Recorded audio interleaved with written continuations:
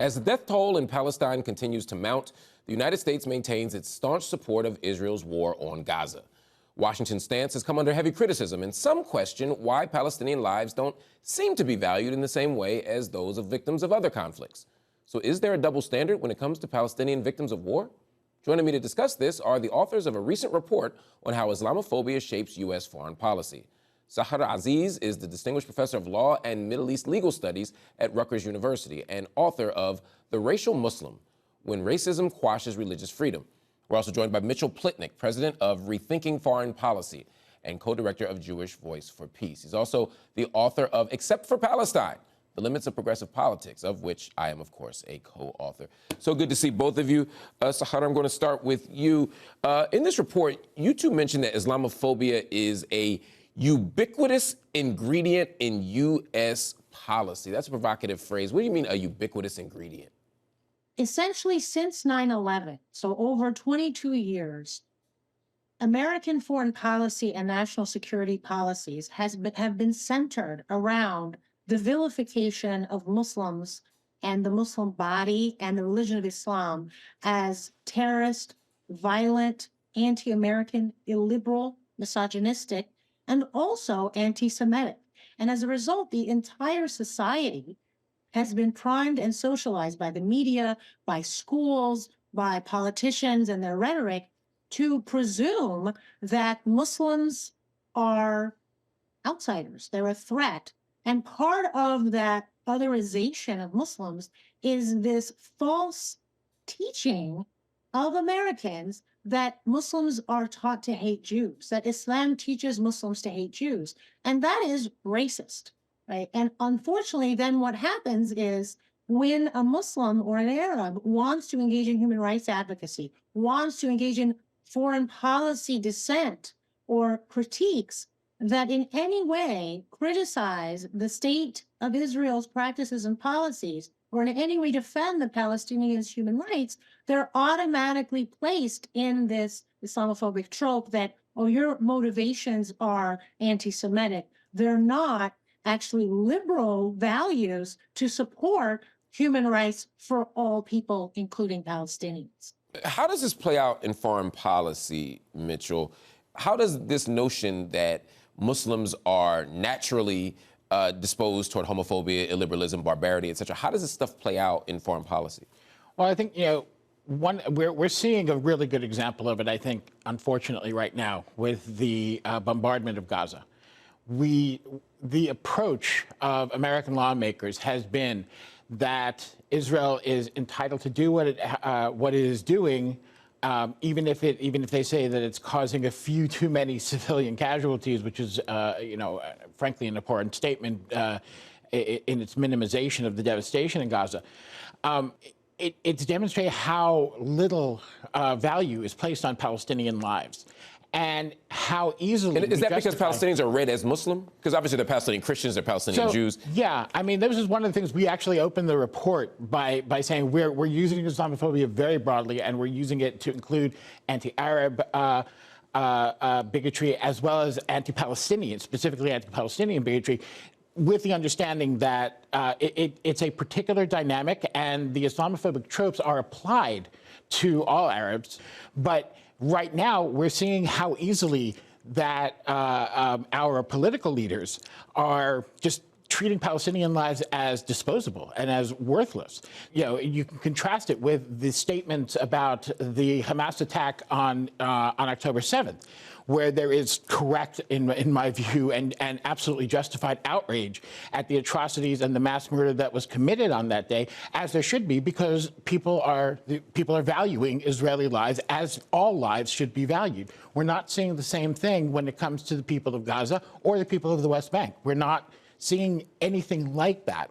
And that is the result of years and years and years of Islamophobia, anti-Arab racism being pumped into our discourse, into our media, and into our policy discussions. Sahar, I've also noticed the language that's used to talk about Hamas versus the language that's been used to talk about the Israeli state. People are very matter-of-factly using words like barbaric, uncivilized to talk about Hamas, and not just Hamas, but also people who are living in Gaza. So How does that kind of language, how does that kind of framing help sort of normalize the Israeli response? In other words, to use Mitchell's language, if we see them as not does it make it easier to bomb them? Does it make it easier to see them as collateral damage? Well, history didn't start on October 7th, and Islamophobia didn't start even in 2001 on 9/11. So what the American government has always done to persuade its people to support violence that actually contradicts the very values they're taught in schools, which is equality, human rights, human dignity, equal opportunity, is to characterize the enemy as barbaric, savage, uncivilized, and therefore this vilification of the Muslim and the Arab and the Palestinian must exist in order for Israel to receive the unconditional support, because it's seen as an outpost of white America, an outpost of European civilization, and the Palestinians are seen as the extension of this pre-9/11, pre-even colonial era of the clash of civilizations between the Christian West and the Muslim East. So all of this is unsurprising. I think what is shocking to many of us who study this checkered history is this degree in which the Israelis are killing Palestinians, the rate at which they're dying or being killed. So the war crimes are clear by the Israeli side. And yes, Hamas has committed war crimes too. But in contrast, we condemn Hamas, we don't fund Hamas, and we value the Israeli victims and the hostages in their lives. But we treat the Palestinians as if, in the words of one of the Israeli officials, as human animals. And shame on us for doing that. The we and the us that you're referring to is the United States. And this comes up in the report as well, Mitchell, because you talk about a radicalized double standard, which is, quote, most acute for Muslim or Arab Americans when they exercise their free speech rights to criticize the U.S. government's failure to hold Israel accountable for its actions. Could you elaborate on what you mean when you all say a radicalized double standard? I think we saw a great example of that in Congress recently. Yeah, just a few weeks ago. Censuring a member of the House is a rare occurrence. Outside of six people, and three of them were people who supported the Confederacy. Right. So outside of that issue, there's only Rashida Tlaib, the only Palestinian American in Congress, became only the third person to be censured.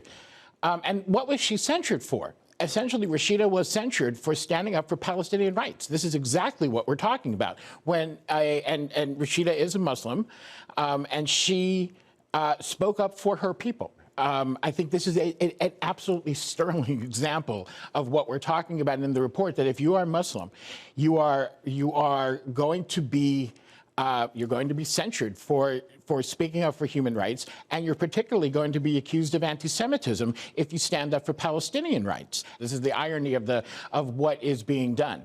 The accusation against Rashida Tlaib for that she is anti-Semitic because she stood up for Palestinian rights, that is itself anti-Semitism. Because it presumes that Jewishness is aligned with the violence of the Israeli state. Exactly, and essentially stigmatizes anyone who stands up for universal human rights, because there is supposed to be, as was put in our book, an exception for Palestine.